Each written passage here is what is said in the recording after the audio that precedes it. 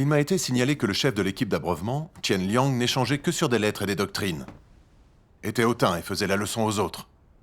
Tous se sentent limités par lui. Quand des frères et sœurs soulignaient ses problèmes, il disait qu'il ne faisait que pinailler. Je ne pense pas que quelqu'un dans son état soit encore apte à être chef d'équipe. Qu'en penses-tu? Je suis d'accord avec toi. Nous avons échangé avec lui à maintes reprises sur ses problèmes. Et il n'a toujours pas changé. Oui. S'il conserve son poste, cela retardera l'entrée dans la vie des autres. Merci. Renvoyons-le et échangeons pour exposer de nouveau ses problèmes. D'accord. Liang, Oui. tu as travaillé avec lui à l'abreuvement. Tu le connais mieux que nous. Pourquoi ne viens-tu pas avec nous? Qu'est-ce qui ne va pas? Quelque chose te retient? Oui. L'idée d'exposer ces problèmes m'embarrasse beaucoup. Je crois en Dieu parce que Chen Liang m'a prêché l'évangile. Il a pris le temps d'échanger et de dissiper toutes les notions et confusions que j'avais alors.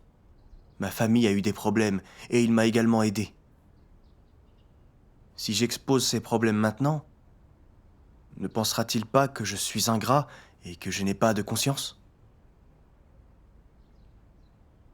Je sais que ces pensées ne sont pas justes, mais il m'est difficile de les surmonter. Je comprends très bien ton hésitation. Il y a quelques mois, j'ai vécu une chose similaire. J'ai reçu une lettre provenant de l'église de ma ville natale, me demandant d'évaluer l'une des sœurs, Zhanghua.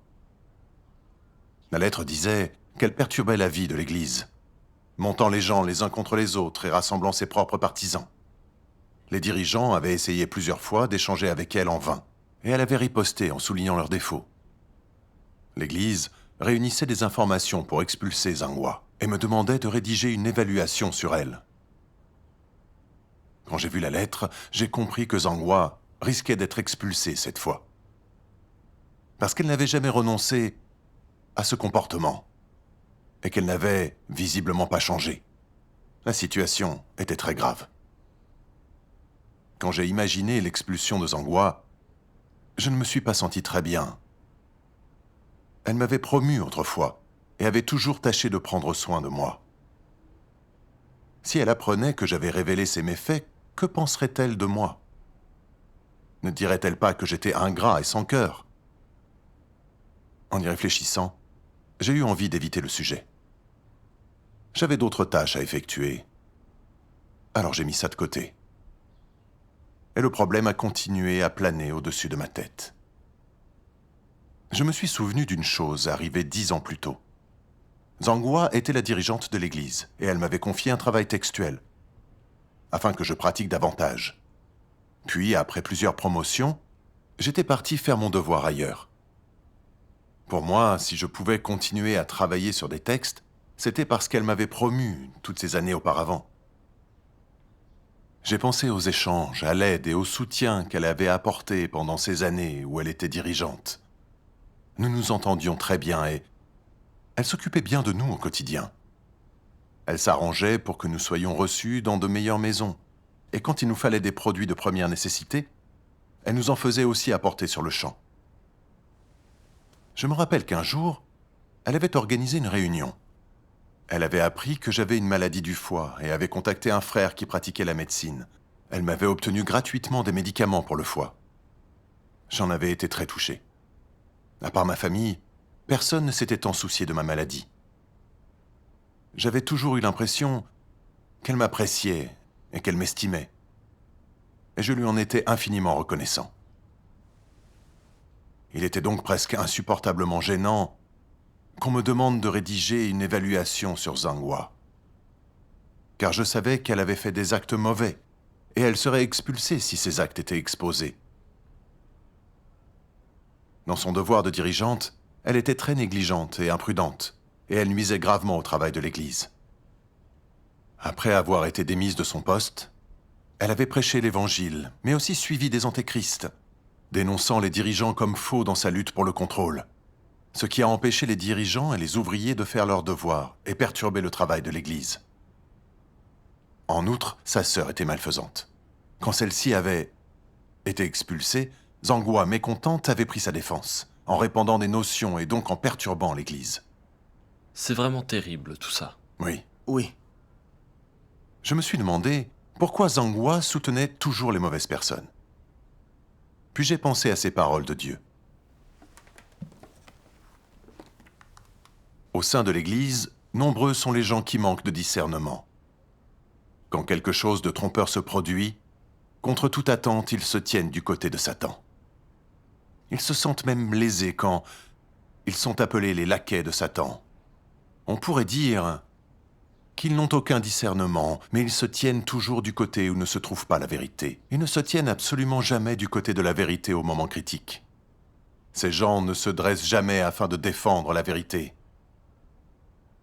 Manque-t-il vraiment de discernement?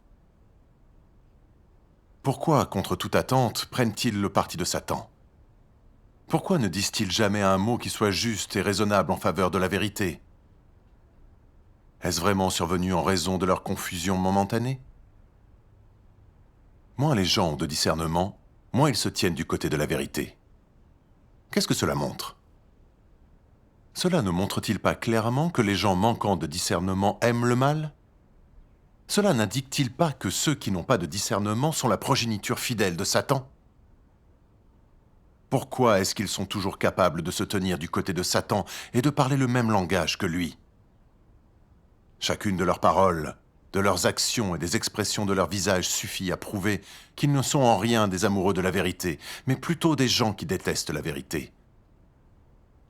Qu'ils puissent se tenir du côté de Satan suffit à prouver que Satan aime vraiment ces diables minables qui se battent pour le bien de Satan toute leur vie. L'ensemble de ces faits n'est-il pas très clair? Amen. Amen. Grâce à la révélation de ces paroles, et en la comparant aux méfaits passés de Zhanghua et à sa conduite présente, j'ai vu que Zhanghua prenait toujours le parti de Satan. J'ai compris qu'elle était le laquais de Satan, une malfaitrice qui perturbait le travail de l'Église. Si je devais exposer tous les mauvais actes de Zhanghua, alors conformément aux principes de l'Église, elle serait assurément exclue. Elle n'aurait donc plus aucun rôle à jouer dans la maison de Dieu, ni aucune chance de salut. Elle était déjà à l'âge mûr et n'avait pas fondé de famille. Si elle était expulsée, aurait-elle quelque part où aller? Quand j'ai pensé aux soins et à la promotion qu'elle m'avait accordée, j'ai été confronté à un dilemme.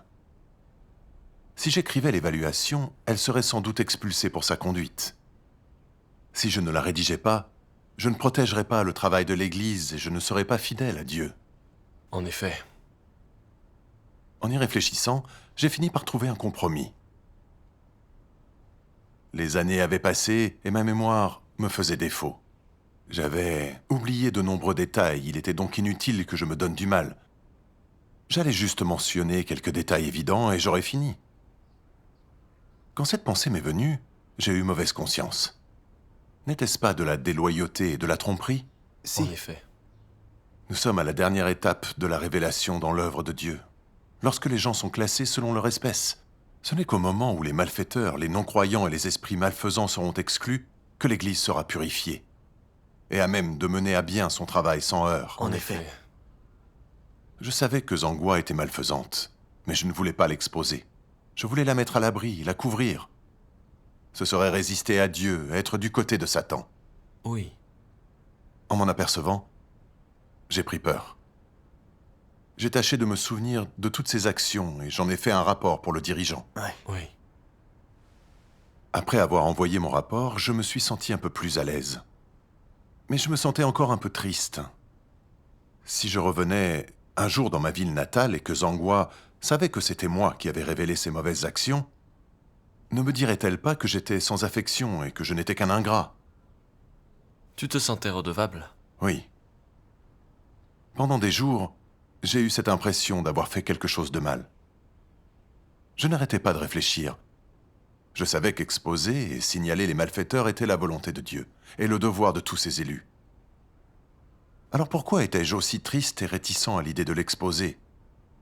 Pourquoi pensais-je lui devoir quelque chose?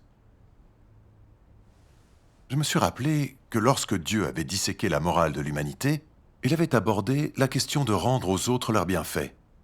Alors j'ai lu la parole de Dieu.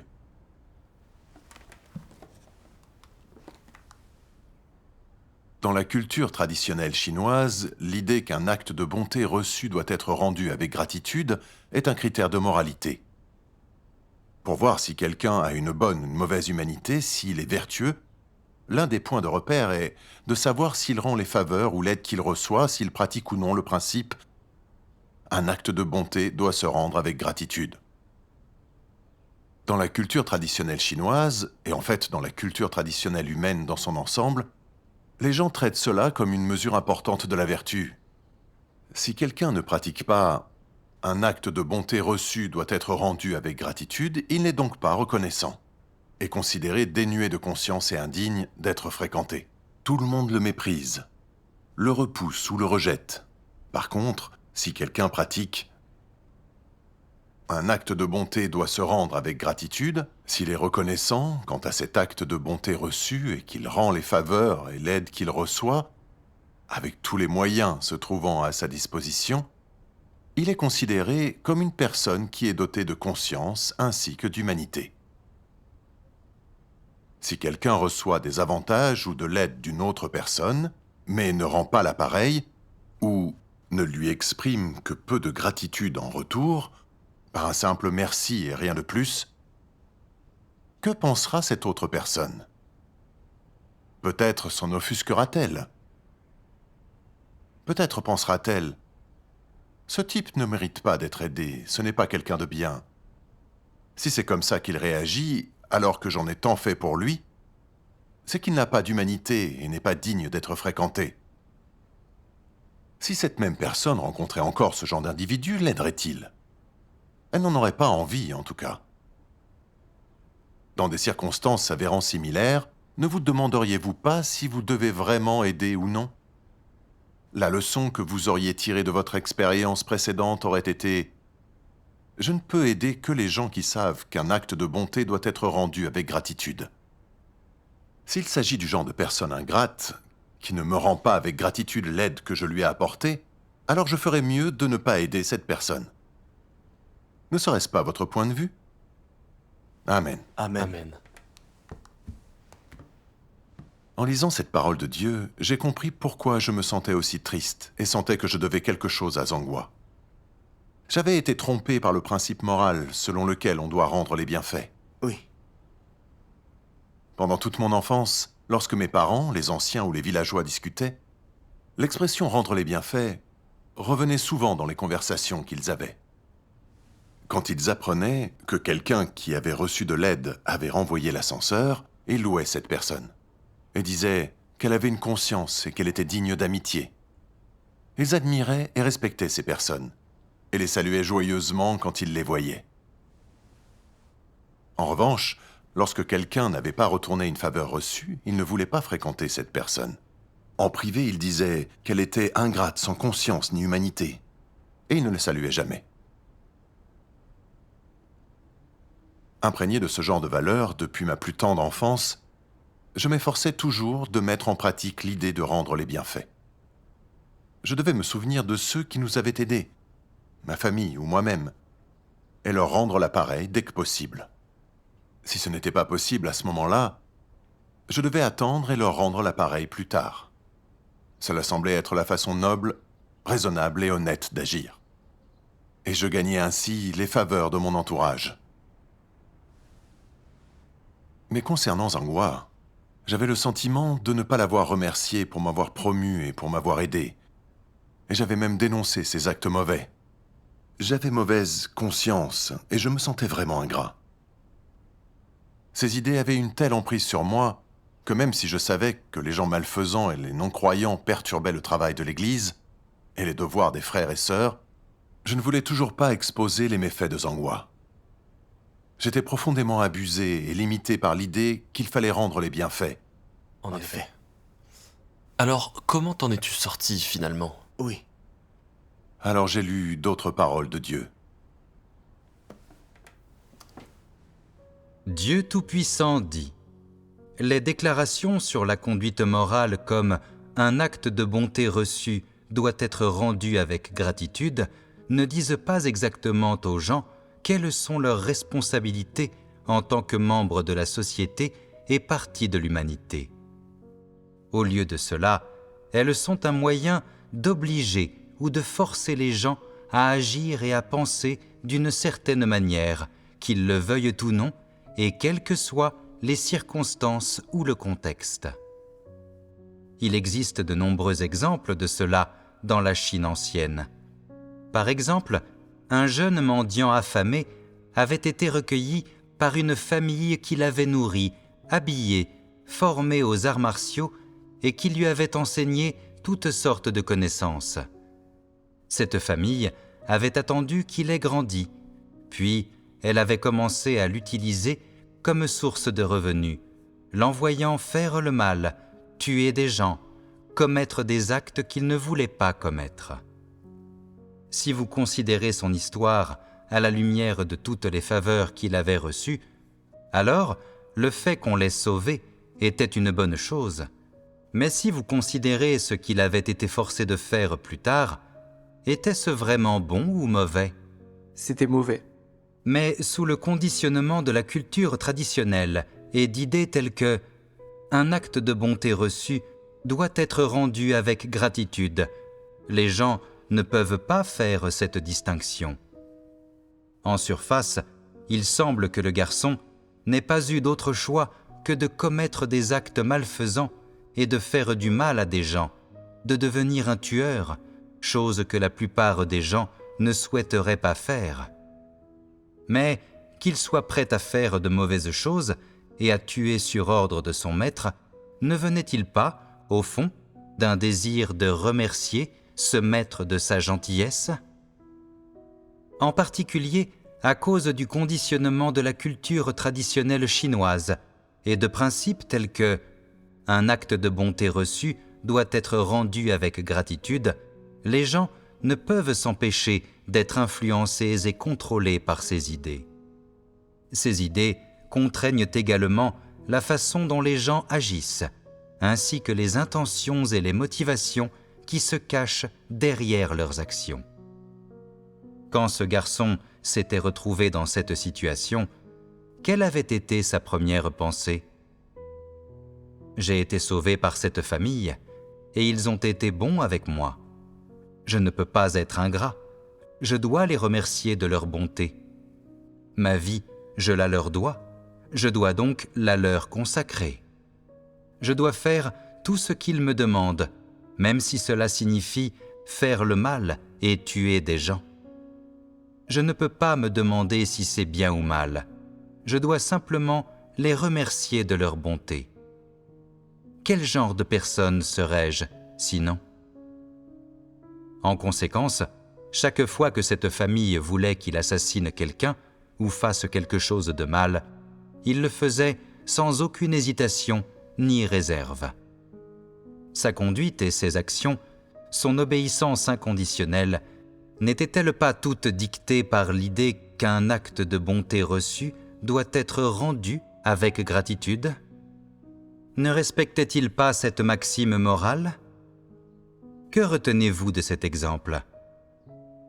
Un acte de bonté reçu doit être rendu avec gratitude. Est-ce une bonne chose ou non ?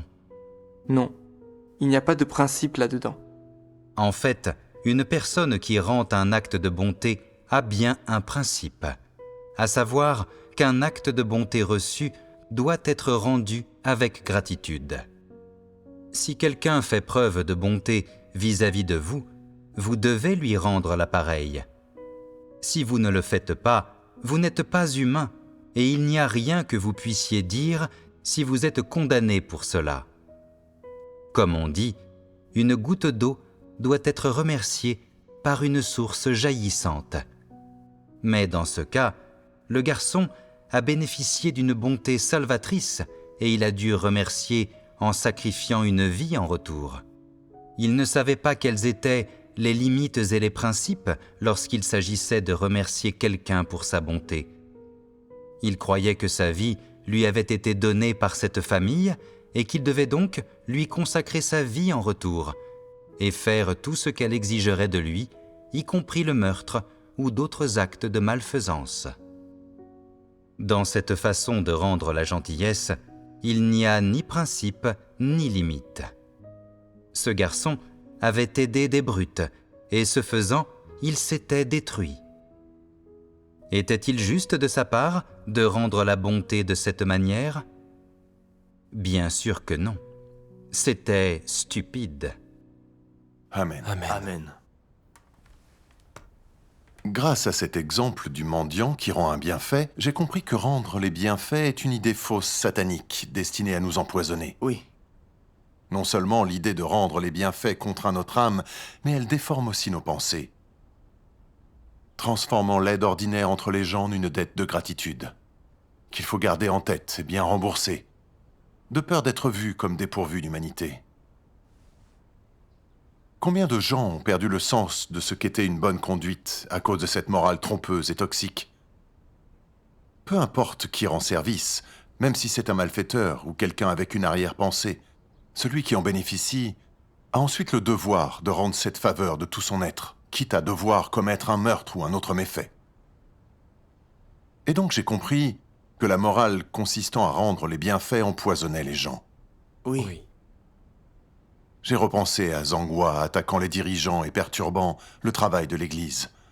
Je savais que le dirigeant, demandant une évaluation, voulait comprendre clairement comment Zangwa se comportait afin de juger si elle devait ou non être expulsée.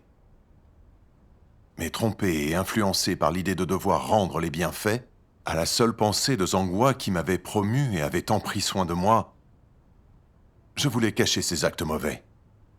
J'étais trop perdu pour faire la différence entre le bien et le mal, le noir et le blanc. À ce stade-là, j'ai pu discerner certaines choses concernant l'idée de rendre les bienfaits. J'ai vu que ce n'était pas une chose positive, mais une idée fausse que Satan utilisait pour corrompre les gens.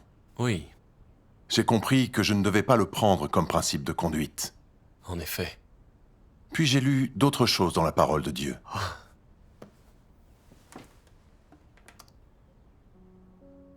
Dieu Tout-Puissant dit : le concept culturel traditionnel selon lequel un acte de bonté reçu doit être rendu avec gratitude doit être discerné.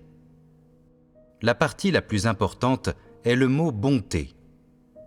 Comment devez-vous considérer cette bonté? À quel aspect et à quelle nature de la bonté fait-on référence? Que signifie un acte de bonté reçu doit être rendu avec gratitude? Il est essentiel, pour quiconque recherche la vérité, de trouver les réponses à ces questions. Qu'est-ce que la bonté selon les notions humaines? À un degré moindre, la bonté, c'est quelqu'un qui t'aide lorsque tu as des problèmes. Par exemple, quelqu'un qui te donne un bol de riz quand tu as faim, ou une bouteille d'eau quand tu meurs de soif, ou qui t'aide à te relever quand tu tombes et que tu n'arrives pas à te relever seul. Ce sont là autant d'actes de bonté. Un grand acte de bonté, c'est quelqu'un qui te sauve lorsque tu es dans une situation désespérée. C'est une bonté salvatrice, ou quelqu'un qui t'aide à éviter la mort lorsque tu cours un danger mortel, essentiellement en te sauvant la vie. Ce sont là des choses que les gens perçoivent comme de la bonté. Ce genre de bonté dépasse de loin n'importe quelle petite faveur matérielle. C'est une grande bonté qui ne peut être mesurée en termes d'argent ou de choses matérielles. Ceux qui en bénéficient ressentent une forme de gratitude qu'il est impossible d'exprimer par quelques mots de remerciement. Est-il exact, cependant, que les gens mesurent la bonté de cette manière? Non, Pourquoi donc? parce que cette mesure est basée sur les normes de la culture traditionnelle. C'est une réponse basée sur la théorie et la doctrine, et bien qu'elle puisse sembler juste, elle ne va pas à l'essentiel de la question. Alors, comment expliquer cela concrètement? Réfléchissez bien. Il y a quelque temps, j'ai entendu parler d'une vidéo en ligne dans laquelle un homme faisait tomber son portefeuille sans s'en rendre compte.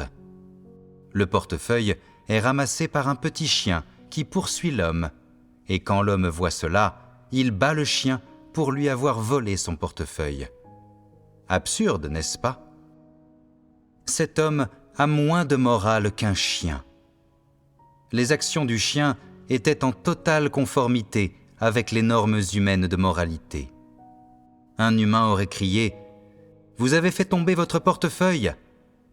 Mais parce que le chien ne pouvait pas parler, il a simplement ramassé le portefeuille en silence et a couru après l'homme. Donc, si un chien peut adopter certains des bons comportements encouragés par la culture traditionnelle, qu'est-ce que cela dit des humains? Les humains naissent avec conscience et raison. Ils sont donc d'autant plus capables de faire ces choses. Tant que quelqu'un a une conscience, il peut assumer ce genre de responsabilités et d'obligations. Vous n'avez pas besoin pour cela de travailler dur ni de payer un prix. Cela demande peu d'efforts et cela consiste simplement à faire quelque chose d'utile, quelque chose qui profite aux autres. Mais la nature de cet acte doit-elle vraiment être considérée comme de la bonté? Est-ce que cela atteint le niveau d'un acte de bonté? Ce n'est pas le cas. Puisque ce n'est pas le cas, les gens doivent-ils parler de « rendre l'appareil » ? Ce serait inutile. Amen. Amen. Amen. En méditant sa parole, mon cœur s'est éclairé.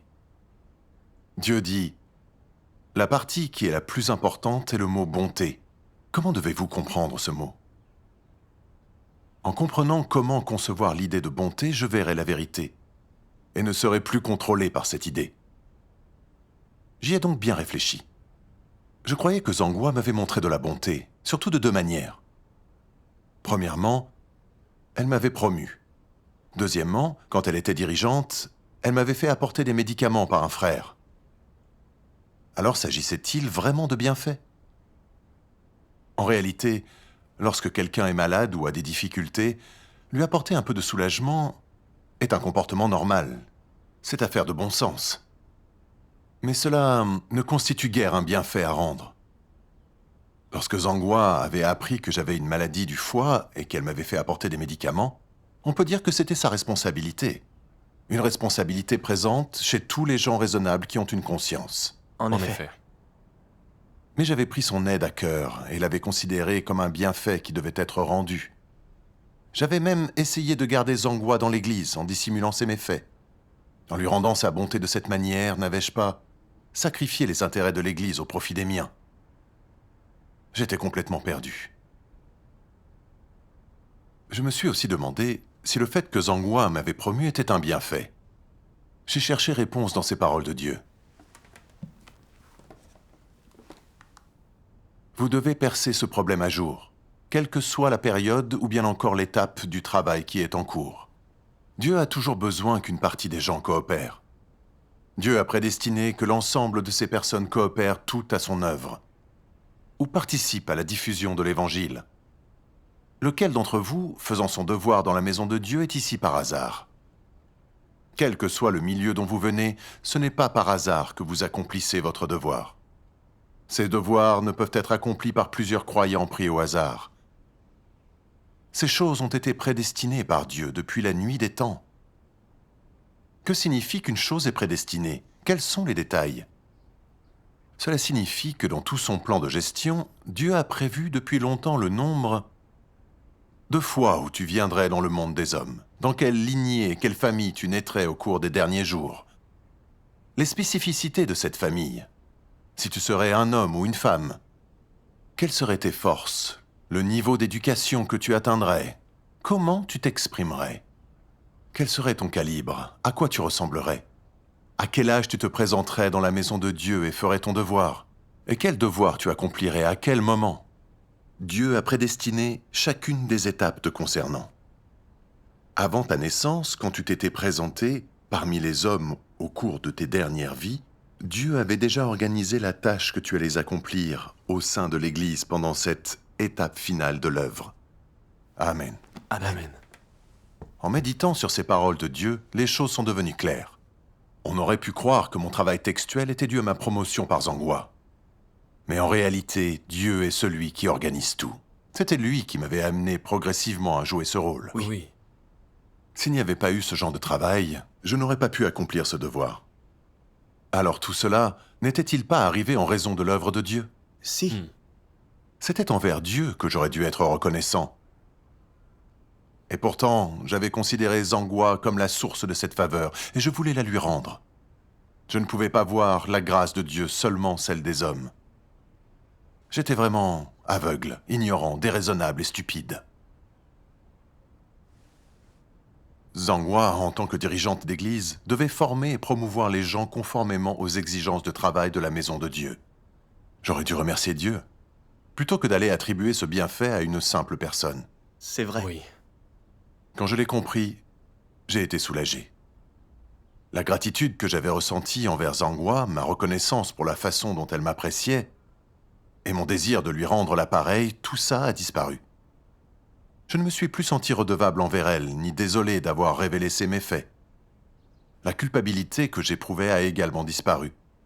Et il n'a plus aucunement été question de bonté entre nous. Je vois. Je vois. Comme le dit Dieu, pour moi, ce genre de bonté n'existe tout simplement pas. Et j'espère qu'il en va de même pour vous. Comment dois-tu alors l'envisager? Considère juste cela comme une obligation, une responsabilité et un instinct humain naturel.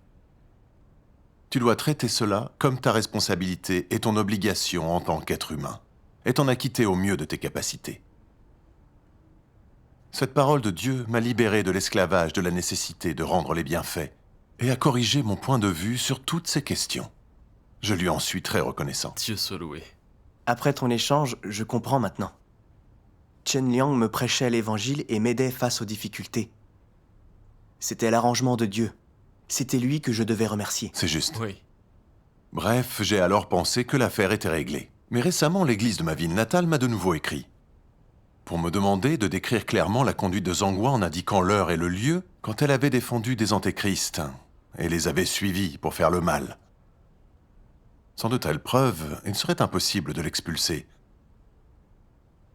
Quand j'ai reçu cette lettre, j'étais encore un peu mal à l'aise. Si j'écrivais cela, Zangwa serait à coup sûr expulsée. Elle avait été si bonne avec moi.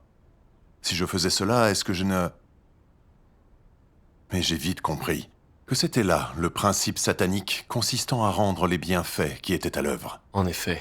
Je devais ignorer cette idée et pratiquer selon la parole de Dieu. Oui, Oui. Je me suis souvenu de ces paroles de Dieu. Par quel principe les paroles de Dieu demandent-elles que les gens traitent les autres? Aime ce que Dieu aime, est ce que Dieu est. C'est là le principe auquel il faut adhérer. Dieu aime les personnes qui recherchent la vérité et qui sont capables de suivre sa volonté. Ce sont aussi celles que nous devrions aimer. Ceux qui ne suivent pas la volonté de Dieu, qui le haïssent et se rebellent contre lui, ce sont des gens méprisés par Dieu. Et nous devrions les mépriser, nous aussi. C'est ce que Dieu demande à l'homme. À l'ère de la grâce, le Seigneur Jésus a dit « Qui est ma mère? Et qui sont mes frères ?» Et car quiconque fait la volonté de mon Père qui est aux cieux est mon frère, ma sœur et ma mère. Ces paroles existaient déjà à l'ère de la grâce, et à présent les paroles de Dieu sont encore plus claires. Aime ce que Dieu aime et est ce que Dieu est. Ces paroles vont droit au but. Amen. Amen. Cette parole de Dieu le dit très clairement. Nous devons traiter les gens selon les principes, aimer ce que Dieu aime et haïr ce qu'il est. Ceux qui recherchent et pratiquent la vérité sont nos frères et sœurs et doivent être traités avec amour. Ceux qui ne recherchent pas la vérité ou ne la pratiquent pas, ou même qui commettent un mal qui perturbe le travail de l'Église, ne sont pas des frères et sœurs, mais des laquais de Satan, des gens malfaisants. Il faut les exposer, les discerner et les exclure au plus vite de l'Église. Seul cela est la volonté de Dieu. Oui, Ayant compris cela, je n'ai pas hésité. Grâce aux documents que j'avais fournis avant, et en rassemblant mes souvenirs, j'ai rédigé un compte-rendu de ces actes mauvais. Quand j'ai renvoyé ma réponse, je me suis senti en paix et à l'aise. J'avais enfin échappé aux contraintes du concept selon lequel il fallait rendre les bienfaits. Et mon cœur était enfin soulagé. Dieu Dieu soit soit loué. loué. Ayant écouté ton expérience, Je peux identifier le faux principe selon lequel il faut rendre les bienfaits. Et je sais comment pratiquer. Renvoyons Chen Liang demain.